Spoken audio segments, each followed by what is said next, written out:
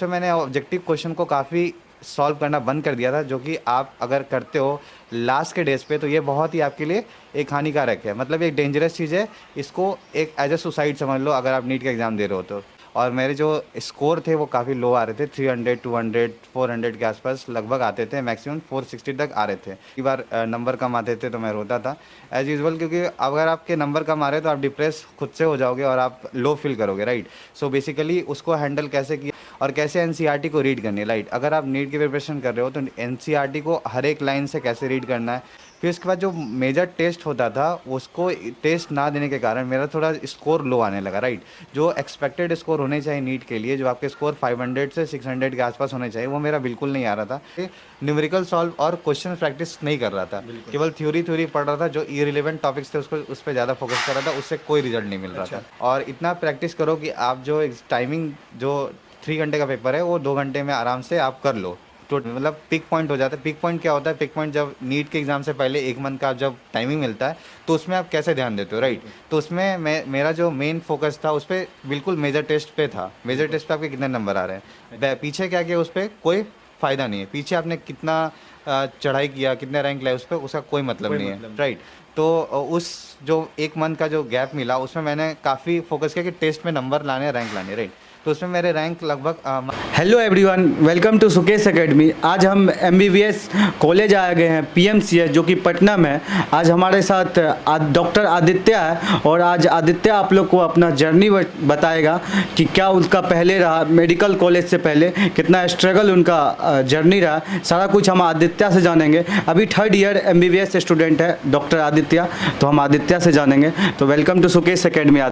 Thank you for inviting in your channel. So myself Aditya Raj, and I am currently a third year MBBS student in the studying in Patna Medical College. So basically जो मेरा schooling वगैरह है, मैं 10th से 9 10 जो up to 10th class है मैं झारखंड में पढ़ा था। छोटी सी डिस्ट्रिक्ट है, उसका नाम है गढ़वा। आप लोग अगर जानते हो तो ठीक है, नहीं जानते हो तो बहुत लोग को नहीं पता होगा, राइट। और फिर मैंने 10th के बाद इस जो अपनी 11 12 की क्लासेस जो करनी थी, तो मेरे घर वालों ने डिसाइड किया कि कोटा भेजना है, राइट। तो कोटा जाने का प्लानिंग हुआ। तो मेरे कुछ दोस्त कोटा जा रहे थे तो उन लोगों के साथ मैं कोटा चला गया और 11 12 मैं वहाँ पे पढ़ा, राइट। तो 11 क्लास में जब मैं एडमिशन लिया कोटा में तो वहाँ पे काफ़ी सारे डिफ़िकल्टीज़ का सामना करना पड़ा, राइट। क्योंकि अचानक से कोई छोटे से डिस्ट्रिक्ट से उठ करके और एक बड़े शहर में जाना, वहाँ पे बहुत ही कॉम्पिटिटिव माहौल है, उसको झेलना। क्योंकि हमारे डिस्ट्रिक्ट में उतना कॉम्पिटिटिव माहौल नहीं था, छोटे छोटे कंपार्टमेंट्स में स्टूडेंट्स थे, तो वहाँ पे उतना कंपटीशन नहीं मिलता था। बेसिकली मैं अपने क्लास में थोड़ा अच्छा था, तो उसके बेसिस पे मेरे घर वालों ने डिसाइड किया कि इसको आगे के लिए कोटा भेजना ज़रूरी है। क्योंकि आसपास के लोग जो थे वो कोटा गए थे, वहाँ से काफ़ी अच्छे परफॉर्मेंस देखने को मिला था, तो उनको ऐसा लगा कि इसको कोटा भेजना चाहिए। तो फिर मैं अपने कुछ दोस्त मेरे थे आसपास के, उन लोगों के साथ मैं कोटा गया। तो 11th में मैंने वहाँ पे एलन में एडमिशन लिया और एलन में जो था काफ़ी अच्छा माहौल था, राइट। तो वहाँ पे पढ़ाई का माहौल बहुत ही अच्छा था, लेकिन इस स्टार्टिंग के दिनों में मुझे काफ़ी स्ट्रगल का सामना करना पड़ा, क्योंकि मुझे कोई आइडिया नहीं था। वहाँ पे बहुत सारे टैलेंटेड स्टूडेंट थे, आईसीएसई बोर्ड के स्टूडेंट भरे पड़े थे और वो लोग मेरे से काफ़ी आगे थे, तो मैं उनसे काफ़ी पीछे था। और मेरे जो स्कोर थे वो काफ़ी लो आ रहे थे, 300 200 400 के आसपास लगभग आते थे, मैक्सिमम 460 तक आ रहे थे स्टार्टिंग के डेज़ में। तो मुझे कोई आइडिया नहीं बन रहा था, लेकिन वहाँ के टीचर्स काफ़ी सपोर्टिव थे, काफ़ी अच्छा इन्वायरमेंट था। तो धीरे धीरे मैं अपने आप को मतलब उसमें ढलने लगा और अपने आप को मोटिवेट करने लगा। कई बार नंबर कम आते थे तो मैं रोता था एज यूजुअल, क्योंकि अगर आपके नंबर कम आ रहे हैं तो आप डिप्रेस खुद से हो जाओगे और आप लो फील करोगे, राइट। सो बेसिकली उसको हैंडल कैसे किया, थोड़े थोड़े जो अपने आसपास के स्टूडेंट थे वो भी, उनके भी नंबर आस ही पास आते थे, लेकिन उनके कभी कभी नंबर जंप कर जाते थे, राइट। तो उनसे कुछ सीख ली कैसे उनके नंबर आ रहे हैं, तो उनको देखा, उनको जाना, तो उनसे पढ़ते पढ़ते एक सिमिलरिटी बनने लगा और उससे मेरा थोड़ा इंप्रूवमेंट होने लगा, राइट। फिर जैसे जैसे 11th क्रॉस हुआ मैंने इंथुसियास्ट में एडमिशन लिया, फिर से एलन में 12th क्लास वहाँ से किया। तो 12th में मेरा थोड़ा ग्रिप बन चुका था, क्योंकि 11th में मैंने जैसे पढ़ा था उसके हिसाब से काफ़ी सारी चीज़ें मुझे आइडिया लग गया था कि कैसे टैकल करना है, कैसे चीज़ों को हैंडल करना है, राइट, कैसे न्यूमेरिकल को सॉल्व करना है और कैसे एनसीईआरटी को रीड करनी है, राइट। अगर आप नीट की प्रिपरेशन कर रहे हो तो एनसीईआरटी को हर एक लाइन से कैसे रीड करना है, कौन से क्वेश्चंस आ रहे हैं उस पर फोकस करना, कौन से इरिलेवेंट टॉपिक्स है उसको उस पर ध्यान नहीं देना, रिलेवेंट इरिलेवेंट टॉपिक्स को कैसे टैकल करना, सारी चीज़ें मैंने धीरे धीरे सीखना स्टार्ट कर दिया।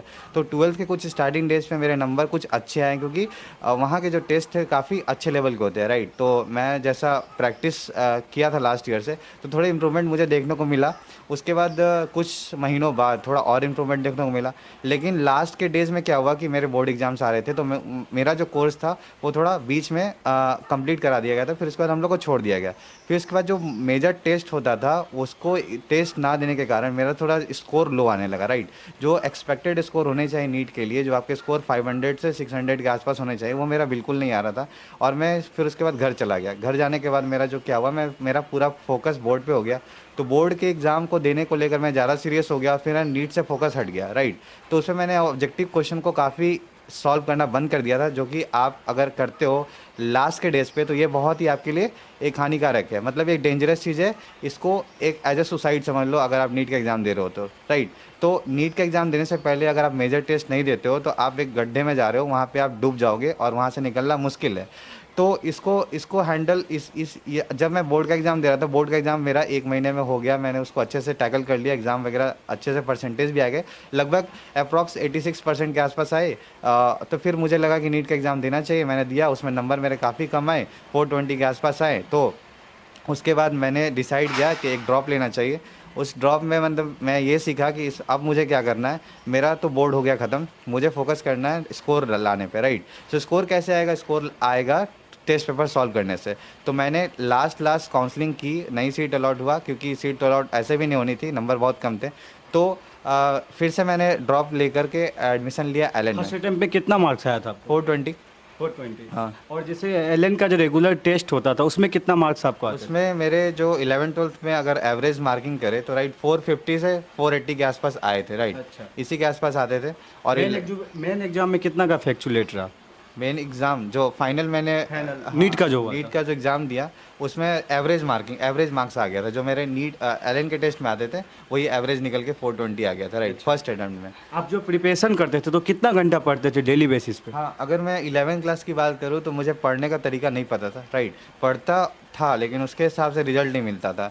जैसे क्लास करने के बाद जो आप डेली रूटीन सेटल करते हो, आपके क्लास के होमवर्क होने चाहिए टाइम पर, और फिर उसके बाद क्या होना चाहिए, जो सर ने पढ़ा है उसको रिवाइज करना चाहिए। तो वो सारा 6 से 8 आवर्स पढ़ता था, राइट। लेकिन उससे कोई रिजल्ट नहीं मिल रहा था। क्यों नहीं मिल रहा था? क्योंकि मैं उस पॉइंट पे फोकस नहीं कर रहा था जहाँ पे एक्चुअल पॉइंट होना चाहिए। न्यूमेरिकल सॉल्व और क्वेश्चन प्रैक्टिस नहीं कर रहा था, केवल थ्योरी पढ़ रहा था। जो इरिलेवेंट टॉपिक्स थे उसको उस पर ज़्यादा फोकस कर रहा था, उससे कोई रिजल्ट नहीं मिल रहा था। ये सब आप सेकेंड अटेम्प्ट में सुधार किए थे? हाँ, ये सब मैंने सीख चुका था कि अगर इस पे फोकस किया तो मेरा रिजल्ट नहीं आएगा। दूसरे चीज़ जिस पे फोकस करना चाहिए उस पर फोकस करना स्टार्ट कर दिया। तो उससे मेरा क्या हुआ, मार्क्स भी इंप्रूव हुआ और कॉन्फिडेंस भी बिल्ड हुआ। अगर आप कोई भी कॉम्पिटेटिव एग्जाम दे रहे हो तो अगर आपके पास कॉन्फिडेंस है तो आप कोई भी एग्ज़ाम क्रैक कर सकते हो, राइट। तो ये चीज़ें मैंने सीखी। लेकिन ड्रॉप पे 2-3 चीज़ें और सीखी। ड्रॉप लेना, मैं ड्रॉपर्स को ज़्यादा यही बोलूँगा कि अगर आप नीट फर्स्ट अटेम्प्ट में नहीं क्रैक हुआ तो डोंट वरी, ड्रॉप लेना ज़रूरी है। ड्रॉप जो लेते हैं उन ज़्यादा उनको सीखने को मिलता है, उससे 2-3 चीज़ें और सीखते हो, क्योंकि आपको कैसे रहना है। अगर आप ड्रॉप ले रहे हो तो आप सारे डिस्ट्रैक्शन को बंद कर दोगे, राइट। अपने आसपास के फ़ोन वगैरह बंद कर दोगे, छोटा सा फ़ोन रखोगे और किसी से कोई मतलब नहीं होगा, राइट। मैच्योरिटी आ जाएगी, खुद से पढ़ना सीख लोगे, टाइम टू टाइम चीज़ें को हैंडल करना, और क्वेश्चंस प्रैक्टिस ज़्यादा करोगे। तो बेसिकली ड्रॉप में क्या करना है, अगर आप ड्रॉप ले रहे हो तो क्वेश्चंस प्रैक्टिस बहुत भयंकर करना पड़ेगा। टेस्ट पेपर बहुत से ज़्यादा सॉल्व करो, घर पे खुद से कुछ सॉल्व करते रहो, और इतना प्रैक्टिस करो कि आप जो टाइमिंग जो 3 घंटे का पेपर है वो 2 घंटे में आराम से आप कर लो। टोटल 180 क्वेश्चंस, अब तो 200 का पैटर्न हो गया, तो 200 क्वेश्चंस आप कर लो, राइट। तो मैंने यही किया था घर पे। जो हॉस्टल में क्या करता था, मेरा मेन एम यही था कि मैं टेस्ट देने जाऊँ, टेस्ट पे ज़्यादा फोकस करूँ, क्योंकि टेस्ट में नंबर लाने थे। तो मैं लीडर में एडमिशन लिया, और क्योंकि सारे बैचेस फुल हो चुके थे, मैं लास्ट के टाइम पे गया था, तो वहाँ पे एडमिशन लिया। लगभग 700 to 800 स्टूडेंट्स मेरे बैच में थे, राइट। तो उसमें मेरे टॉप 10 में तो हमेशा रैंक आ ही रही थी। क्योंकि क्योंकि मुझे मेरा मेन फोकस क्या था, टेस्ट देने पे। तो मैं टेस्ट रेगुलर देता था और टेस्ट में जैसे ही मेरा रैंक आ रहा था तो मैं कॉन्फिडेंस फील कर रहा था, राइट। और जैसे आप कॉन्फिडेंस फील करने लगते हो तो आपको चीज़ें ऑटोमेटिकली याद होने लगती है। जब चीज़ें ऑटोमेटिकली याद होने लगी तो आप एग्ज़ाम में अच्छा स्कोर करोगे। तो फिर जो मेरा मेन टाइमिंग है, मतलब पिक पॉइंट हो जाता है। पिक पॉइंट क्या होता है? पिक पॉइंट जब नीट के एग्ज़ाम से पहले 1 मंथ का जब टाइमिंग मिलता है तो उसमें आप कैसे ध्यान देते हो, राइट। तो उसमें मेरा जो मेन फोकस था उस पर बिल्कुल मेजर टेस्ट पे था। मेजर टेस्ट पे आपके कितने नंबर आ रहे हैं, पीछे क्या किया उस पर कोई फ़ायदा नहीं है। पीछे आपने कितना चढ़ाई किया, कितने रैंक लाए, उस पर उसका कोई मतलब नहीं है, राइट। तो उस जो 1 मंथ का जो गैप मिला उसमें मैंने काफ़ी फोकस किया कि टेस्ट में नंबर लाने, रैंक लाने, राइट। तो उसमें मेरे रैंक लगभग मार्क्स लगभग 600 के आसपास आ रहे थे। तो मुझे कॉन्फिडेंस लगने लगा कि नीट में आ ही जाएंगे। तो ऐसा अंदर से आने लगा कि अब तो कोई डरने वाली बात है ही नहीं। तो फिर नंबर जैसे आ रहे थे और दोस्त लोग का रिस्पांस भी अच्छा था, काफ़ी कॉन्फिडेंस फील हो रहा था। तो जैसे मैंने नीट का एग्ज़ाम दिया, नीट का एग्ज़ाम मैंने दिया तो बैठा, तो जस्ट एज जैसे एलन का टेस्ट जब मैं देता था उसी टाइप का एक टेस्ट हुआ। आराम से उसको दिया, कोई दिक्कत वाली बात नहीं, सर्कल भरे और फिर दे के जैसे ही निकला तो कॉन्फिडेंस फील कर रहा था। मुझे लग गया कि इस बार मेरा हो जाएगा। तो मैंने जैसे नंबर कैलकुलेट किए तो काफ़ी अच्छे नंबर आए, वही 614 के आसपास नंबर आए, ठीक है। तो ऑटोमेटिकली जैसे देखिए भैया का एक बार नहीं हुआ, सेकेंड अटेम्प्ट में हुआ, तो आपको कभी भी हार नहीं मानना, अपना कोशिश जारी रखना। और आपको ये वीडियो कैसा लगा कमेंट करके ज़रूर बताएं। और भैया को पहले बहुत बहुत धन्यवाद समय देने के लिए। Thank you for inviting. Thanks for watching.